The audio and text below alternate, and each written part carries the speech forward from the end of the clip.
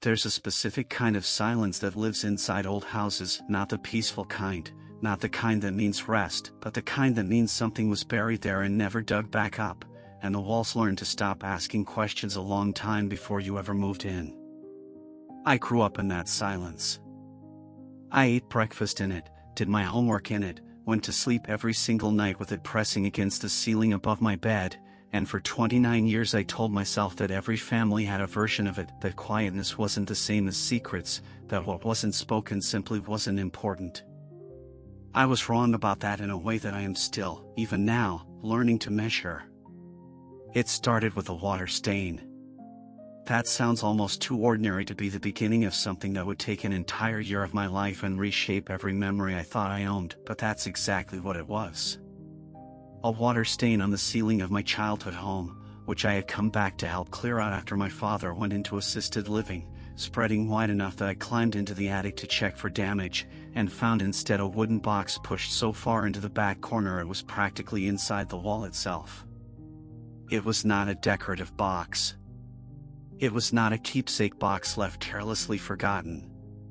It had a lock on it, a combination lock, the kind you put on something you genuinely did not want opened, and it had been wrapped in a black garbage bag, then taped, then wrapped in a second garbage bag on top of that. Someone didn't want water getting in. Someone didn't want time getting in.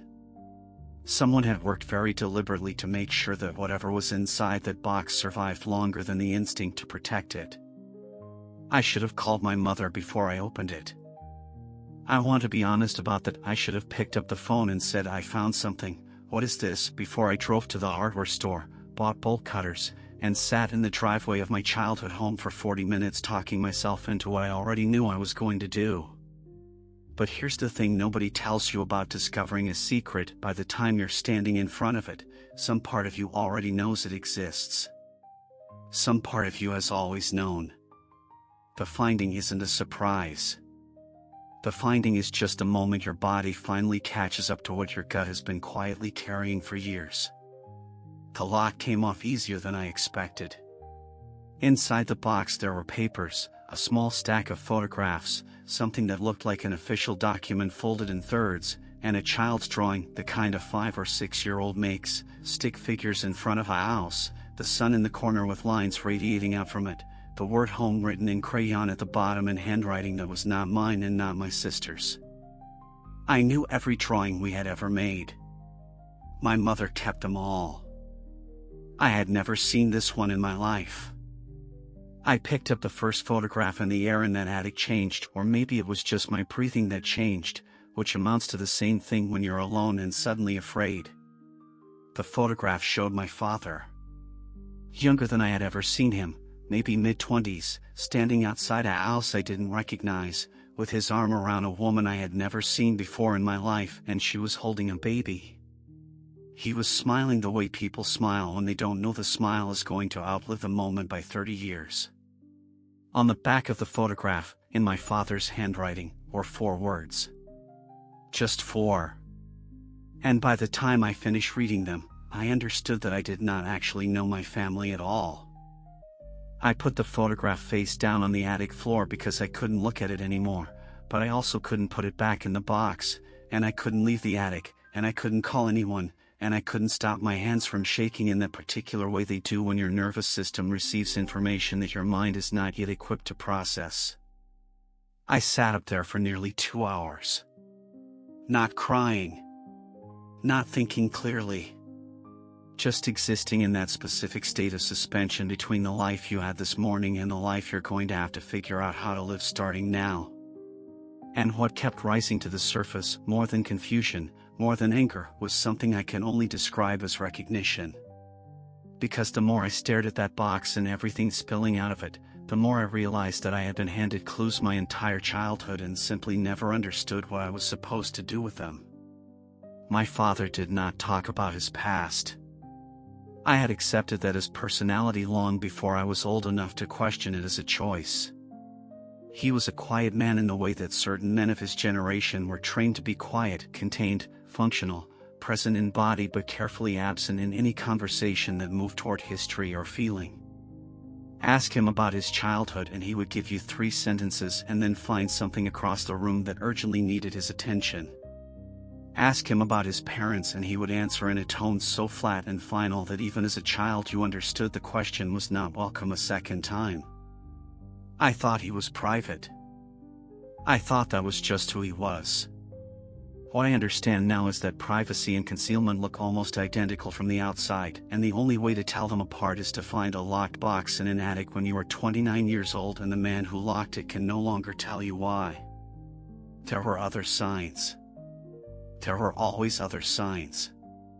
On Thanksgiving when I was around 8 years old, a phone call came in during dinner. My father answered it in the kitchen, and when he came back to the table his face had reorganized itself into something unreadable and he said simply "wrong number" and picked up his fork.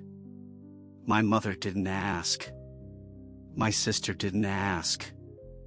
I remember looking between the two of them and sensing that something had passed through the room that everyone had agreed, without speaking, to let go. At 8 years old I didn't have the language for what I was feeling. At 29, sitting in that attic with a stranger's photograph in my hand, the word finally arrived: rehearsed. Their non-reaction was rehearsed. They had practiced not reacting. Which means they had known something was coming and they had decided, together, long before that phone call ever arrived, exactly how they would handle it when it did. The summer I turned 12 my mother's sister came to visit and on the second night she and my mother argued behind a closed door for almost an hour. I pressed my ear against the wall the way children do when they know they're not supposed to hear something but understand instinctively that what's being hidden is somehow about them. I caught fragments. A name spoken once, sharply, by my aunt, followed immediately by my mother's voice dropping so low it became indistinguishable from the sound of the house settling. My aunt left the next morning 2 days early. She hugged me at the door with an intensity that felt like an apology for something I hadn't been told yet, and she cried in her car before she pulled out of the driveway, and neither my mother nor I spoke about it at breakfast. We just ate. The silence had that practice quality again, smooth, load-bearing, old. I drove home from my father's house that evening with the box in my passenger seat and the document still unread because I had discovered, turning it over in shaking hands, that it was a birth certificate and the name on it was not anyone in my family.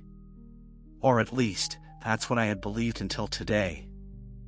I called my mother at 7:30 the next morning because I had not slept and because the birth certificate had been sitting on my kitchen table all night like something alive, like something that breathed differently in the dark, and I had made a decision somewhere around 4 in the morning that I was not going to carry this alone for a single day longer than I already had. I didn't tell her what I'd found. Not on the phone. I just said I needed to come over and that it was important, and there was a pause on her end, not a confused pause, not the pause of someone trying to rearrange their morning, but the pause of someone who has spent 30 years waiting for a specific phone call and has just realized it has finally arrived. She said all right in a voice stripped of everything except control, and I drove to her house with the box on the passenger seat and my heart doing something irregular the entire way there. She was standing in the kitchen when I walked in, which told me everything before I said a word, because my mother is not a standing in the kitchen person. She sits, she settles, she makes tea and wraps both hands around the mug and takes up comfortable space the way people do in rooms they own completely. But that morning she was standing with her back to the counter and her arms crossed and her eyes on the door before I had even finished opening it, and I recognized what I was looking at because I had seen it once before at an open casket funeral when I was 19, watching a woman hold herself together through sheer structural because the alternative was coming apart publicly. My mother was bracing. She had been bracing, I suspect, since I hung up the phone. I put the box on the table between us without speaking. She looked at it for a long moment and something moved across her face, not surprise, not confusion, something older and heavier than both of those things, something that had been stored behind her eyes for so long it had almost become part of her features. Then she looked up at me and said the thing that people say when the truth is already standing in the room and they need one final moment before it changes everything permanently. She said, "Where did you find that?" Not a question. A sentence with the punctuation removed. And I told her. And she nodded once, slowly, the way you nod when you receive information you already knew but needed to hear spoken aloud before you could begin whatever comes next. What came next was 45 minutes of the most carefully constructed non-answer I have ever witnessed from another human being. She didn't lie outright. My mother has never been a person who lies outright, and I think on some level she believed that technical honesty absolved her of the larger deception. She said the photograph was complicated. She said the document related to something that happened before I was born. She said my father had made choices that she had not agreed with but had ultimately accepted because marriages require acceptance, and she had loved him and that was the decision she made. Every sentence was a door that opened onto another closed door. Every answer was structured to satisfy the surface of the question without ever touching what was underneath it, and she delivered each one with the steady measured cadence of someone who had rehearsed this conversation in their heads so many times that the rehearsal had become more real than the truth it was designed to protect. And then she said a name. She said it once, quickly, almost accidentally, the way a name escapes when your guard drops for just a second after decades of keeping it locked, and then she stopped speaking entirely, and her eyes went to the window, and I watched her realize what she had just done. The name meant nothing to me in that moment. 14 letters. A first name and a last name belonging to someone I had never heard of. But the way my mother's face changed when she heard herself say it out loud, the way the blood left her cheeks and her hands tightened on the edge of the counter, told me that name was the center of everything. That name was what the box had always been about. That name was the beginning of the real story, and my mother had just handed it to me without meaning to, and we both knew it, and neither of us said another word for almost 3 full minutes. I found the diary 2 hours later. It was in her bedroom, on the highest shelf, behind a row of books she hadn't touched in years, and tucked inside the front cover was a folded piece of paper with a phone number written on it in handwriting that was not my mother's. Beneath the number, in the same unfamiliar hand, were 5 words, "Call me when you're ready." I waited 4 days before I called the number. Not because I wasn't ready, I had stopped being ready and simply become desperate somewhere around day 2, but because I understood in a way I couldn't fully articulate that the moment I dialed those digits, the last remaining wall between the life I had known and whatever existed behind it would come down permanently. And there is a grief specific to that moment of standing at the edge of an irreversible thing that deserves at least a few days of acknowledgement before you walk through it. I spent those 4 days going through the diary, which turned out to be less a diary and more a record: dates, initials, amounts of money, short clipped sentences that read less like personal reflection and more like someone documenting something they needed documented in case they ever needed to prove it happened. The entries spanned 11 years. The last one was dated 3 months after my parents' wedding. Whatever had been recorded in those pages had not ended when my parents married. It had simply changed form. I called on a Thursday evening from my car, parked outside my apartment building, because I needed walls around me but not the walls of my own home. I needed the specific contained anonymity of a car at dusk, that liminal space where you're neither somewhere nor nowhere and the normal rules of your life feel temporarily suspended. The phone rang 6 times and I was composing myself for voicemail when someone picked up. A man. Older, from the texture of his voice, mid to late 60s, I estimated, with an accent I couldn't immediately place, somewhere between the Midwest and somewhere else entirely, like a person who had moved so many times that their original geography had been diluted by all the places that came after. He didn't say hello. He said my last name. Just my last name, as a statement, the way you'd say the name of something you had been expecting to arrive for a very long time. I confirmed who I was and told him I had found the number and needed to understand what it meant, and he was quiet for long enough that I checked the phone screen to make sure the call hadn't dropped. Then he exhaled a long, slow exhale, the sound of someone setting down something heavy, and he said, "I wondered which one of you would call first." Which one of you? I turned that phrase over immediately, the way you turn a stone to see what lives underneath it, and I asked him what he meant, and he said he needed to know how much I already knew before he said anything further, because he had made a promise a long time ago and he was not going to be the one to break it further than it had already been broken. I told him about the box.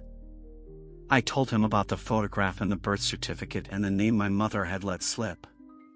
There was another silence, shorter this time, and then he said very quietly, with the particular weight of a man choosing his words the way a person crossing a frozen lake chooses where to put their feet, "Your father was not who you think he was before you were born." He told me they had worked together, he and my father, in the late 80s, at a company I had never heard of in a city my father had never once mentioned living in. He told me my father had been a different man then. Not different in personality, he clarified, careful to make that distinction, careful to be precise in a way that made me understand he had thought about this conversation before, but different in circumstance. Different in obligation. He said my father had responsibilities before my mother that my mother had been made aware of selectively, and that the selectiveness of that awareness was the kindest way he could think to describe what had actually happened. He was protecting someone, I realized. Even now, decades removed from whatever this was, this man was still measuring every word against some old loyalty, still deciding in real time what he owed the living and what he owed the dead. And then his voice changed, dropped lower, moved faster, the way people speak when they've decided to say the thing and want it said before they lose the nerve, and he told me that the woman in the photograph had not simply disappeared from my father's life. He told me she had been disappeared from it. Deliberately. Systematically. With help. And before I could ask what that meant, before I could ask who helped and how and what it cost and whether I was related to the child in that photograph, he said he had already said more than he should have, and that the rest of it was not his story to tell. Then he said one final sentence, flat, certain, the kind of sentence that lands in your chest and doesn't move, and ended the call. I sat in that car for a long time afterward. The streetlights came on. People walked past with dogs and groceries and the ordinary architecture of lives that had not just been structurally altered, and I watched them through the windshield with the phone still warm in my hand, replaying those last 11 words he had said before hanging up, because 11 words had just rewritten 30 years, and I needed to hear them again in my own head to confirm that I had actually heard them at all.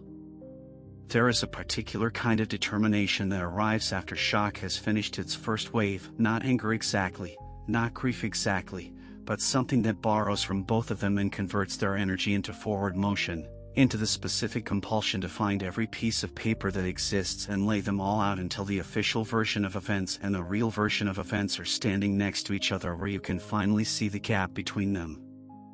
That's where I was the morning after the phone call. Done with sitting. Done with processing.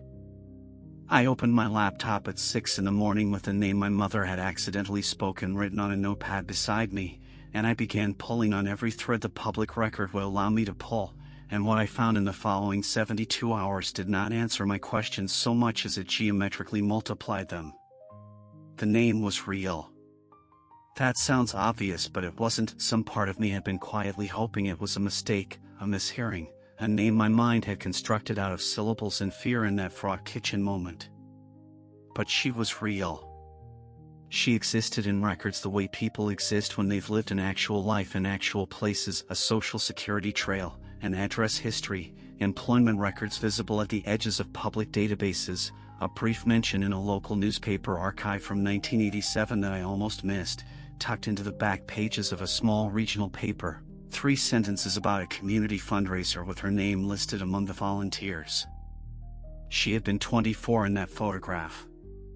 She had been a person with a life and a presence and a paper trail.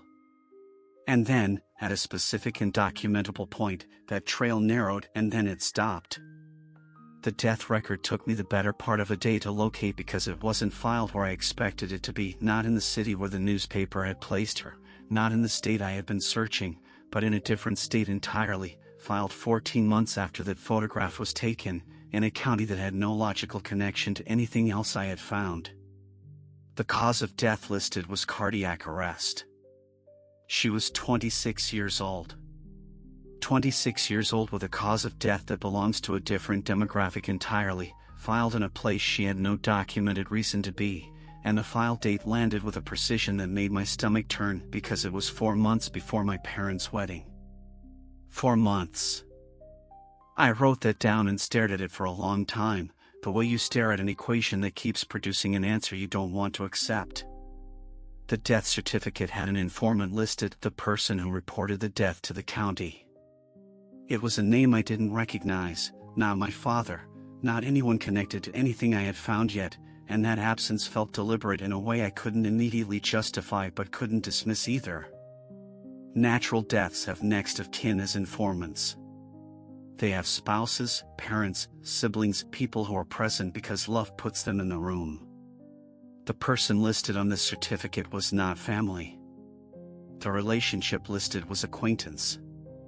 An acquaintance reported the death of a 26-year-old woman, in a county she had no documented connection to, of a cause that medical professionals I later consulted told me would be extraordinarily rare in someone that age without a pre-existing condition, and there was no pre-existing condition anywhere in what I could find.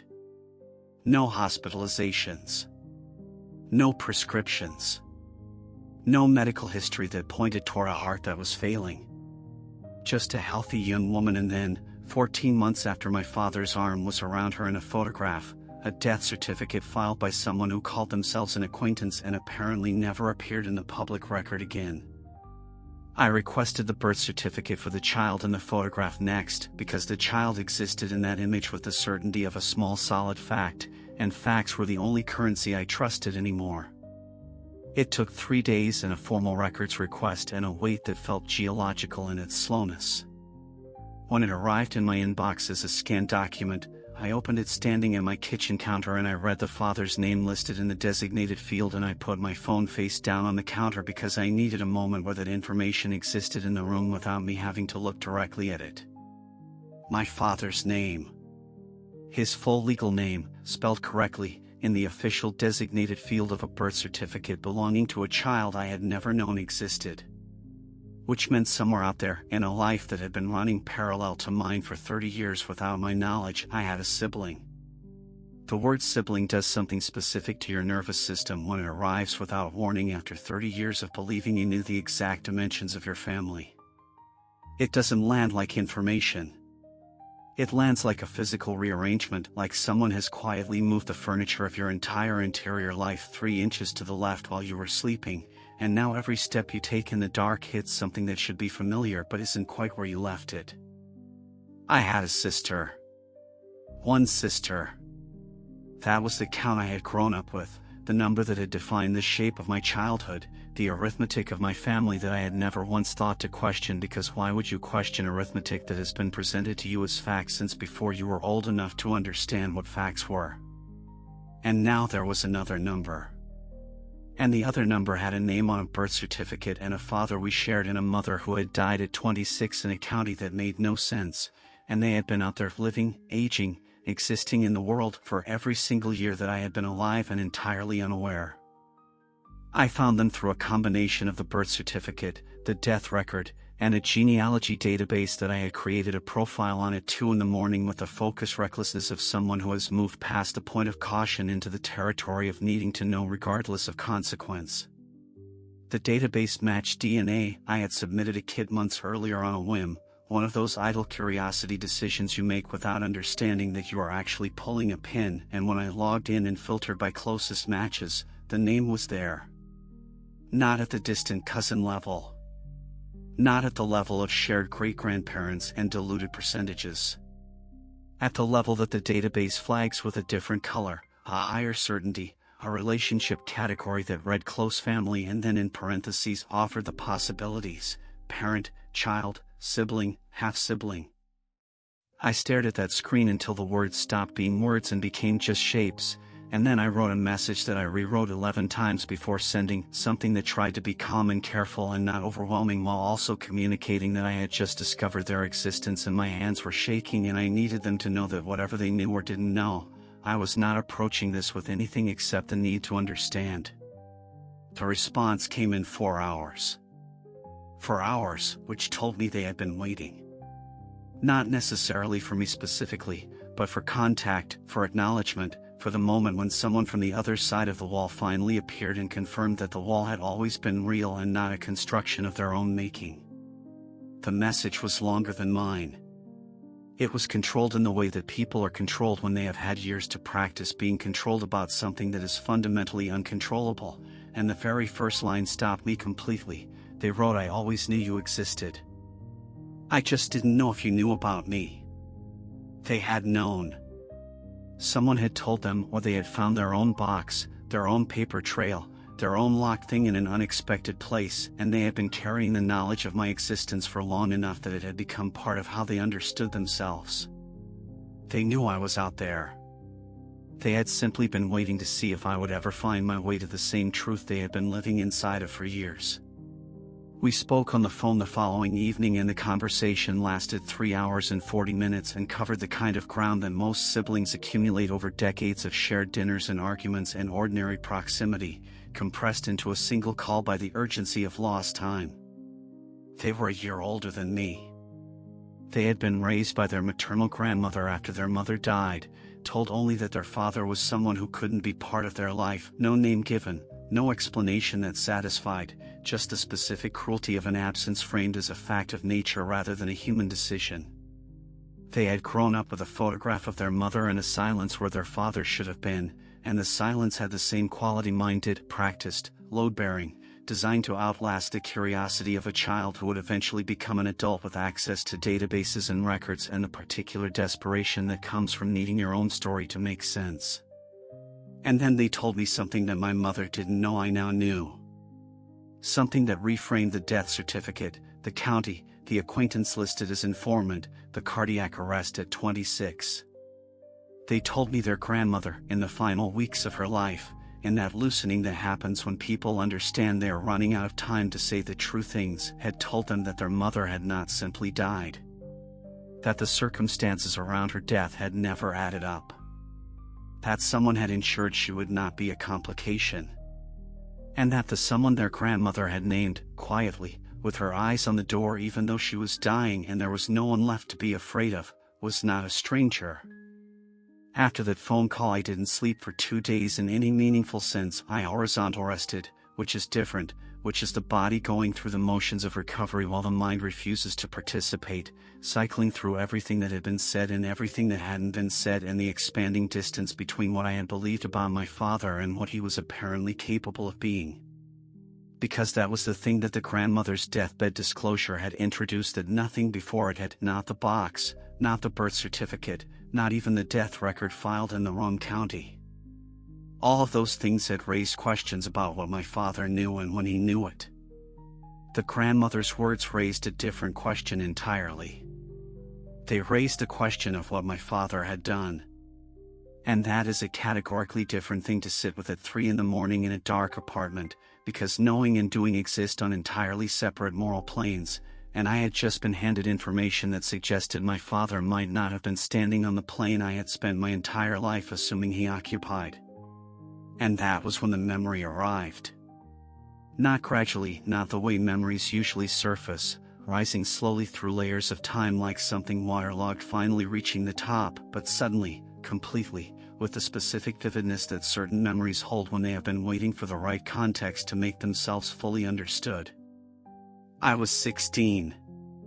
It was late November, close to midnight, and I had come downstairs for water and found my father at the kitchen table with a glass of whiskey that was clearly not his first, sitting in the dark except for the light above the stove which he always left on, a habit my mother had given up arguing about years earlier. He didn't hear me on the stairs. I stood in the doorway for a moment watching him in that unguarded way you can only observe a parent when they don't know you're present, and what I saw was not the father I knew from daylight hours. What I saw was a man carrying something that had bent him, visibly, in a way that the straight-backed functional daytime version of him never revealed. I sat down across from him and he looked up, and something moved through his expression, not embarrassment at being caught vulnerable, but something closer to relief. The relief of a person who has been alone with a weight for so long that even accidental company feels like mercy. We talked for almost an hour. About nothing specific at first: school, a football game, a neighbor's dog, the comfortable inconsequential conversation that fathers and teenage children have when they are both avoiding the thing that is actually present in the room. And then he refilled his glass and set it down and looked at me with an expression I had never seen on him before or since, an expression that I can only describe now as the face of a man standing at the edge of a confession, measuring the distance between where he was and where the words would take him, calculating in real time whether the relief of saying it was worth the cost of what it would do to the person sitting across from him. He said, "I did something a long time ago that I'm not proud of." And then he stopped. He picked up his glass. He looked at the table. And I waited, 16 years old, not fully understanding the weight of what was being offered, but understanding enough to stay very still and very quiet the way you do when a wild thing has come close and you don't want to frighten it back into the trees. The silence stretched for 30 seconds, maybe 40, and I could see him making the decision in real time, could see the moment the calculation tipped away from confession and back toward containment, could see him choosing the version of himself he had always chosen, the sealed, functional, forward-facing version that had served him for decades and would apparently serve him for decades more. He said, "Make sure you're always honest with the people you love." And then he finished his drink and said goodnight and went upstairs, and I stood in the kitchen alone and thought, with the limited understanding of a 16-year-old, that he had simply been in a philosophical mood. I understood now what he had been 40 seconds away from telling me. I understood that the whiskey in the dark kitchen and the unguarded expression were the closest he had ever come to dismantling the architecture of silence he had spent 20 years constructing, and that something, fear, shame, the calculation of what confession would cost versus what continued concealment would cost, had pulled him back from the edge at the last possible moment. He had chosen me that night, in the sense that he had considered telling me. And then he had chosen the secret, in the sense that he hadn't. And the cruelest part of sitting with that memory now, with everything I knew that I hadn't known then, was the question it produced that I could not answer and could not stop asking.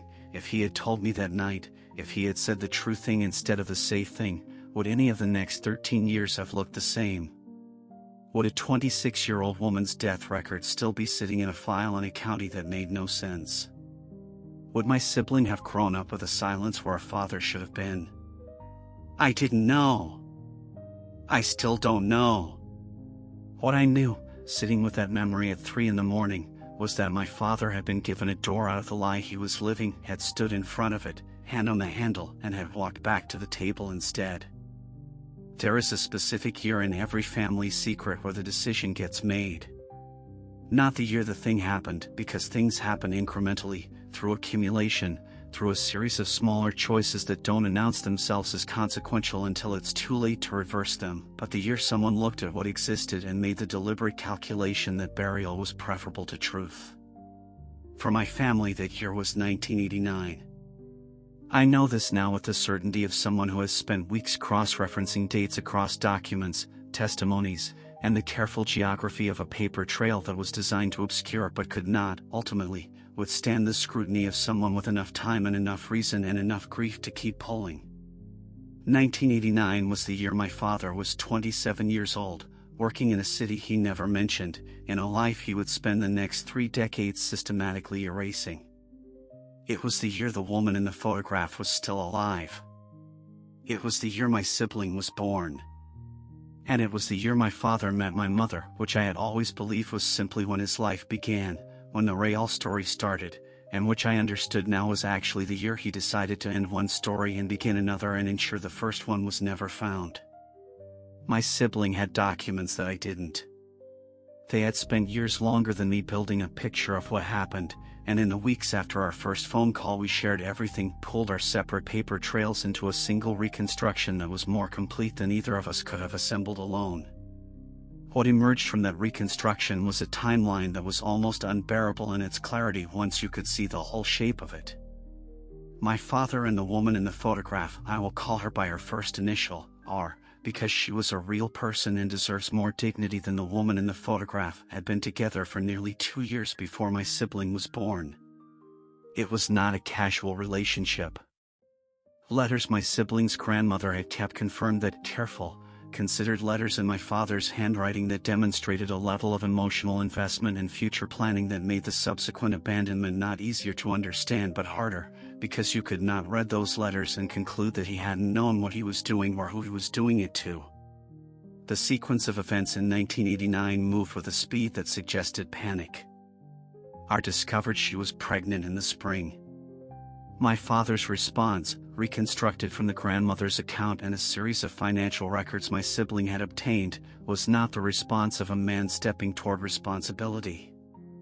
It was the response of a man performing responsibility while privately engineering an exit. He provided money enough to suggest care, not enough to suggest commitment. He made promises that the documentary record did not support. And then, in the late summer of that year, something shifted. The letters stopped.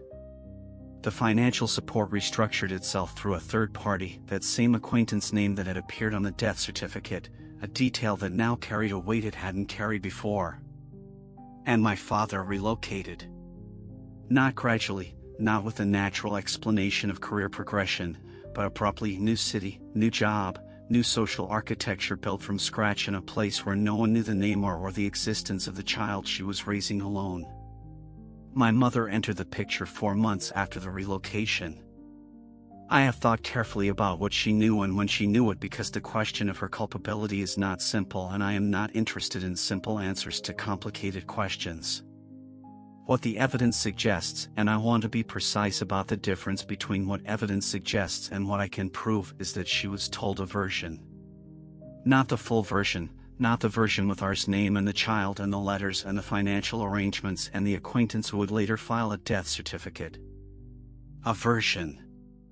A carefully edited account of a previous relationship that had ended, presented as result history, packaged in the language of personal growth and lessons learned, and a man who was ready now to do things differently. She accepted that version because she loved him, and because the version was coherent, and because she had no reason in 1989 to go looking for the seams.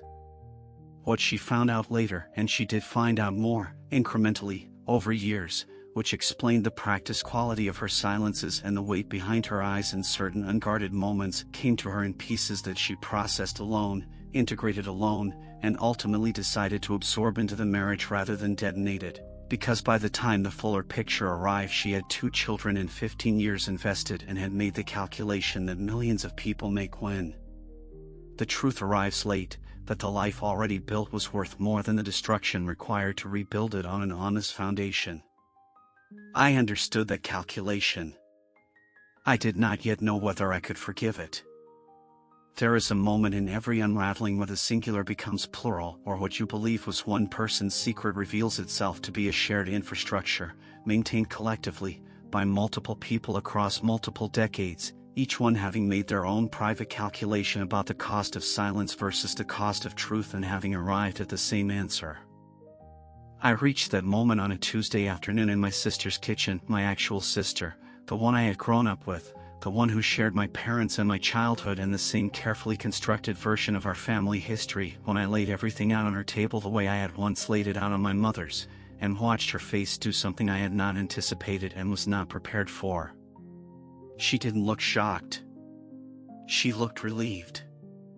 And relief, on the face of someone who should be hearing something for the first time, is one of the most disorienting things a human being can witness, because it means the burden of knowing has just been redistributed, and the redistribution feels like release, and the release confirms that the burden was already there. She had known for 6 years. Not everything, not the full architecture of what I had spent weeks reconstructing, but the structural truth of it, the bones. She had found something in our parents' documents while helping with financial paperwork after our father's first health scare, a reference that didn't make sense that she had quietly investigated and then quietly absorbed, making the same calculation our mother had made before her, that the family as it existed was worth protecting, that the version of our father she loved was real enough to justify the silence around the version she had discovered, that telling me would destabilize something she wasn't sure I was equipped to handle. She had been protecting me, she said. She believed that. I could see she genuinely believed it, and I sat with the complexity of loving someone and being furious at them simultaneously in a way that I had not yet experienced before this entire year began, and was now experiencing with an exhausting regularity. But my sister's 6 years of knowing opened a door she hadn't intended to open, because in telling me how she had processed what she'd found, she mentioned the person she had gone to for context: our father's brother, our uncle, who had been a peripheral but consistent presence throughout our childhood, who remembered our birthdays reliably and appeared at holidays with the particular warmth of a man grateful for inclusion. She had gone to him because he was the only other adult in the family architecture she trusted with something that heavy, and he had confirmed what she found without hesitation, which meant he had been carrying it without hesitation for considerably longer than 6 years.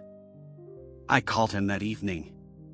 He picked up on the second ring, and when I said I knew about 1989, he was quiet for exactly 4 seconds and then said, "I've been waiting for this conversation for 20 years. 20 years. He had been waiting for 20 years for someone to finally say the words out loud, and in that waiting he had said nothing, done nothing, changed nothing, had passed our father at Christmas dinner and sat across from me at birthday tables and looked me in the eye for 2 decades while knowing that the person I believed my father to be and the person my father actually was were separated by a distance he could have closed at any point and had chosen not to.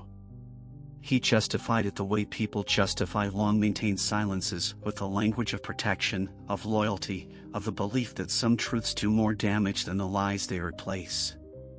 He said my father had come to him in 1989 in genuine distress, had asked for help navigating an impossible situation, and that he had provided that help because that is what you do for family, and because he had been 24 years old and had not fully understood the weight of what he was being asked to participate in. That last part one believed. The rest of it, the continued silence across 20 years of Sunday dinners and accumulated ordinary life, I was less willing to extend charity toward, and I told him so with a directness that surprised us both. He accepted it. He didn't argue. He sat with it on the other end of the line with the particular stillness of a man who has known for a long time that a reckoning was coming and has spent those years deciding he would not fight it when it arrived. The map of who knew expanded further in the following days. A family friend who had been present in that city in 1989, a cousin who had been told a partial version as a teenager and instructed never to repeat it, the acquaintance from the death certificate who I located through a combination of records and sheer stubborn patience and who refused to speak to me directly but whose refusal was itself a form of confirmation. What I was looking at, laid out in full, was not one man's secret. It was a consensus. A collective agreement reached across a network of people who had each contributed their silence like bricks, building something solid enough to stand for 30 years, solid enough to outlast a young woman's life, to outlast a child's right to know their father, to outlast every ordinary moment of my own life that had been built on top of it without my knowledge or consent. I was not kept in the dark by one person. I was kept in the dark by everyone who had ever sat across a table from me and smiled. I drove to my father's care facility on a Thursday morning in early spring, 3 weeks after the conversation with my uncle, 6 weeks after the phone call with the stranger who had known my father in another life, 4 months after the water stain on the ceiling that had started everything. I had not told my mother I was going. I had not told my sister. I had not prepared a list of questions or rehearsed an opening line or done any of the things that people suggest you do before a confrontation you have spent months building toward, because I understood by then that preparation was just another form of control, and control was precisely what this family had exercised for 30 years to keep the truth from breathing, and I was done with controlled conversations in kitchens where everyone measured every word against what it might cost them. I signed in at the front desk and walked down the corridor that smelled of industrial cleaner and overheated meals and something underneath both of those things that I can only describe as the specific sadness of time running out, and I knocked on my father's door and went in. He was sitting in the chair by the window the way he always sat, upright, contained, the posture of a man who had maintained his dignity through physical discipline when other forms of it had become complicated. He looked older than the last time I had visited, which had been 2 months earlier, before the box, before any of this, older in the way people age when you've received information that retroactively changes how you see them, so that the alteration is as much in the observer as in the observed. He smiled when I came in. A genuine smile, unguarded, the smile of a father seeing a child he loves, and I had to stand in the doorway for a moment and hold both things simultaneously, the love that was real and the damage that was real, before I could cross the room and sit down across from him. I didn't build to it. I said ours name. Her full name, clearly, with the same directness he had spent 30 years making sure no one in his immediate family would ever use in his presence, and the effect was immediate and total. The smile left his face with a speed that confirmed everything the documents had only suggested, and what replaced it was not guilt exactly, not shame exactly, but something that lived in the same neighborhood as both of those things and had clearly been a permanent resident there for a very long time. He didn't ask how I knew. He didn't reach for denial or deflection or the measured non-answers my mother had deployed in her kitchen months earlier. He looked at his hands in his lap and he was quiet for a long time, and then he said, very softly, the two words that collapsed 30 years of architecture in a single breath, "I'm sorry." What followed was 2 hours that I will spend the rest of my life processing in increments, because the human mind cannot absorb that much truth at a single sitting without filing portions of it away for later. He talked in a way I had never heard him talk, without the careful editing, without the forward-facing containment, without the 3-sentence limit he had always imposed on any conversation moving toward the past. He talked like a man who had been holding his breath for 3 decades and had finally, with enormous exhaustion and enormous relief, decided to exhale. He confirmed the relationship with R. He confirmed my sibling's existence with a grief that was clearly not new. He had been grieving that absence for 30 years, privately, in the sealed interior life that none of us had ever been permitted to enter. He confirmed the relocation, the deliberate construction of a new life, the network of people recruited into silence. He confirmed his brother's involvement. He confirmed the financial arrangements that had passed through the acquaintance rather than directly, to create distance, to create deniability. And then he told me the thing that was not in any document. The thing no paper trail had led me to, no database had surfaced, no deathbed disclosure had fully articulated.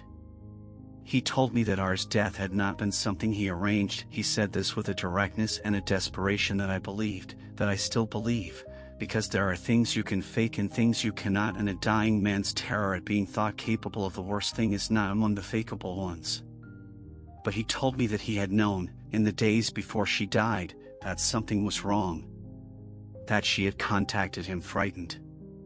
That she had told him she felt unsafe and had asked for help, and that he had, and here his voice broke in a way that nothing else in the conversation had broken it, in a way that told me this was the thing he had lived with longest and hardest. He had not helped her. He had not called anyone. He had not gone to her. He had calculated, at 27 years old, that involvement would unravel everything he had just finished building, and he had made the choice that a frightened man makes when his own preservation outweighs his conscience, and 3 weeks later she was dead, and he had spent every year since then living inside that choice. The room was very quiet after he finished. Outside the window a bird was doing something ordinary in a tree, and the mundane persistence of the world continuing to function felt almost offensive. I looked at my father, this man I had loved without reservation for my entire life, this man who had coached my teams and attended my graduations and held my face in his hands when I cried as a child with a tenderness that was completely genuine, and I understood for the first time that people are not either the good thing or the terrible thing. That a man can be both the father who loves you without limit and the person who heard a frightened woman asking for help and chose his own comfort over her safety. That love and moral failure can exist in the same person simultaneously, fully, without canceling each other out. That was the thing that broke me. Not the secret. Not the 30 years of silence. The fact that he was still my father, completely and undeniably, even now. The drive home from my father's care facility took 40 minutes, and I remember none of it, not the roads, not the traffic, not the weather, not the sequence of turns that delivered me back to my apartment building where I sat in the parking lot for an indeterminate amount of time before realizing I was still gripping the steering wheel with both hands as though the car was still moving. The body does interesting things in the aftermath of a 2-hour conversation that has permanently restructured your understanding of everyone you have ever loved. It keeps performing the motions of ordinary life, driving, parking, breathing, while the mind goes somewhere else entirely, somewhere without coordinates, somewhere that doesn't have a name yet because the language for what you're experiencing hasn't been invented, because most people don't experience exactly this. I had gone into that room carrying questions. I had come out carrying answers. And the answers were so much heavier than the questions had been that I understood for the first time why the people around me had chosen silence, not because silence was painless but because it distributed the weight across time rather than delivering it all at once. I called my sibling that evening. We had been speaking regularly by then, the strange compressed intimacy of two people building a relationship out of shared wreckage, finding each other across 30 years of manufactured absence and discovering that whatever had been done to prevent this connection had not succeeded in making us strangers in any way that mattered. I told them everything my father had said. I heard them breathing on the other end of the line through the parts that confirmed what their grandmother had suggested about their mother's death, the fear I had expressed, the call she had made, the help that hadn't come. They didn't cry immediately. They went very still in the way that people go still when they receive the final piece of something they have been assembling for years and the completed picture is exactly as devastating as they suspected it would be. The crying came later, and when it did, it carried 30 years of compound interest, not just their own grief but their mother's unlived life, the childhood shaped by absence, the identity built around a silence that turned out to have been entirely preventable. My mother and I did not speak for 3 weeks after my father's confession, which was not a decision either of us made explicitly but rather a distance that opened naturally between us, the way ground separates along a fault line, not dramatically, not all at once, but with a slow inexorable widening that eventually becomes impossible to step across without acknowledging what happened. When we finally sat together, it was in her living room with tea she made and didn't drink, and we talked for the first time without any of the protective architecture that had defined every conversation between us since I had found the box. She told me things she had never told anyone, the specific moments when she had received additional pieces of the truth over the years, the way each piece had arrived like a small controlled demolition that she had rebuilt around rather than reported, the loneliness of carrying knowledge she could neither share nor discard. I had come into that conversation prepared to be angry. I left it carrying something more complicated than anger, a grief for her that existed alongside my grievance against her, the two things occupying the same space without resolving into each other. What the secret had cost was not abstract. It had a specific and innumerable toll that I spent weeks itemizing with the grim thoroughness of an auditor going through damaged accounts. My sibling had grown up without a father's name, without the resources a second income would have provided, without the psychological foundation that comes from knowing both halves of your own origin. My mother had spent 30 years in a marriage that required her to be complicit in an erasure, which had hollowed out portions of her that should have been solid. My father had lived for 3 decades inside a guilt that had bent him in ways I could now retrospectively identify in every silence, every whiskey at midnight, every 3-sentence deflection, the slow internal cost of a wrong that is never righted, accumulating daily like interest on a debt that keeps growing because no payment is ever made. My sister had carried 6 years of solitary knowledge that had created a distance between us I had sensed but never understood.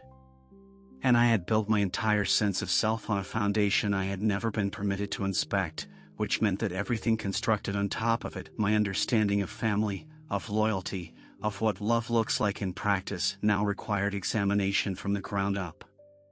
The question that my mother asked me as I was leaving quietly, at the door, with her hand on the frame and the specific vulnerability of a person who has finally stopped performing composure, was whether I thought any of them had believed they were doing the right thing. And I stood on her doorstep in the cooling evening air and I thought about my father at 27, panicked and selfish and genuinely convinced that containment was the same as resolution. I thought about my mother absorbing piece after piece of a difficult truth and choosing the children she was raising over the confrontation that might have destroyed the home they were being raised in. I thought about my uncle at 24, recruited into a secret before he was old enough to understand that secrets have a half-life that outlasts the moment they're created. And I told her honestly that I thought they had all believed, in their own way, at their own specific moment of choosing, that they were protecting something worth protecting, and that believing you were doing the right thing and actually doing the right thing are two entirely different conditions, and that the distance between them was exactly the size of 30 years and one unlived life and one child raised without a father's name. People who have never had their foundational reality dismantled and rebuilt tend to speak about truth with a confidence that I find, on the other side of this year, almost touching in its innocence. They speak about it the way people speak about surgery, painful, yes, but ultimately corrective, ultimately worth it, the body emerging from the procedure healthier than it entered. What they don't account for is that some surgeries don't restore function. Some surgeries reveal the extent of damage that was always there, operating silently beneath the surface, and the revelation is necessary and important and also does not come with a guarantee of recovery. I know the truth now. The full truth, or as close to the full truth as the surviving participants and the available documentary record will allow me to get. And what I can tell you, with the particular authority of someone who spent a year excavating it at considerable personal cost, is that truth is not a destination. It is a new set of conditions inside which you must now figure out how to live. My father died 11 weeks after our conversation in his care facility. The timing was not lost on me, the sense that something in him had been released by the confession, that the 30-year tension of carrying the unspoken had been using an energy his body could no longer afford to spend. I don't know if that's medically defensible or emotionally projected, and I have stopped trying to determine which. What I know is that he died having said the true thing to someone who deserved to hear it, and that in the final visits before he went I sat with him in a way I had never been able to sit with him before, without the glass of managed distance between us, without the performance of a relationship that had always been real but never fully honest. We didn't talk about 1989 again. We talked about ordinary things. The particular quality of the light through his window in the afternoon. A film we had both seen years ago. The way certain pieces of music lodge in the body rather than the mind. It was the most present I had ever been with him, and the most present he had ever been with me, and it had taken the demolition of 30 years of architecture to get us there, which is perhaps the most painful irony this entire story contains. My sibling came to the funeral. I had told my mother they would be there and she had said nothing for a long moment and then said all right in the same stripped voice she had used on the phone the morning I had called to say I was coming over with the box, the voice of a person accepting a reality they cannot alter. They stood at the back of the room and I sat at the front and we were in the same space for the first time, grieving the same man who had loved one of us openly and the other one not at all and had spent 30 years living with the specific damage of that asymmetry. After the service I introduced them to my mother and my sister. My mother shook their hand and looked at their face for a long moment, looking, I think, for my father in their features, finding him, and having to absorb what that finding meant, and then she said she was sorry, simply and directly, without qualification or self-protection, and my sibling accepted it with a grace that I am not sure I would have been capable of in the same position. The reconstruction of myself after this year has not been linear. There are days when I move through ordinary life with a functionality that suggests the foundation has been relaid and the structure above it is sound. There are other days when something small, a photograph, a specific quality of late November light, the smell of whiskey in a dark kitchen, catches me at an angle that collapses the distance between before and after entirely, and I am briefly back in that attic with a locked box and hands that haven't started shaking yet, standing at the last moment of the life I thought I was living. The grief is not only for what I lost, the uncomplicated version of my father, the seamless narrative of my family, the solid floor of a history I had never thought to question. The grief is also for what never existed. You cannot mourn the loss of something that was never real, and yet the body doesn't understand that distinction and mourns it anyway, with the full weight it would bring to any genuine absence. What I have, on the other side of all of it, is this. A sibling I would not trade for the return of my former ignorance. A relationship with my mother that is smaller than it was and more honest than it has ever been, which turns out to be a different kind of valuable. A understanding of my father that contains his failure completely and his love completely and refuses to resolve the two into a simpler verdict, because he was a human being and human beings are not verdicts. And a knowledge, hard-won, expensive, permanent, that silence is never neutral. That the decision to not say the true thing is always a decision to do something to the people who needed to hear it. That secrets don't protect the people who keep them. They protect the keepers from the consequences of what they've done, and they do it by transferring the cost invisibly, continuously, across years and decades onto every person who was never given the choice of whether to carry them. I was never given that choice. Neither was my sibling. Neither, in the end, was my father, because the secret he chose at 27 ultimately consumed the 30 years that followed it, and the man who sat in a chair by a window and finally said the true thing was paying a bill that had been accruing since before I was born. The box is in my apartment now. I kept it. People ask me why, and I find the answer difficult to compress into something satisfying, but the closest I can get is this: it is the most honest object my family ever produced. Everything else was curated: the photographs on the walls, the stories told at dinner, the version of our history that was handed to me like a finished thing requiring no further investigation. The box was locked and wrapped and hidden in the furthest corner of the darkest space in the house, which means it was the one place in my entire childhood where the truth was actually being stored. I kept it because I earned it. I kept it because she deserved to be remembered by someone.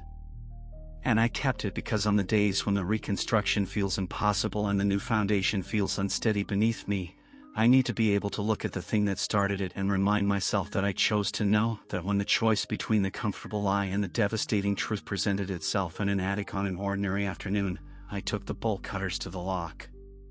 And I would do it again. I would do it every single time.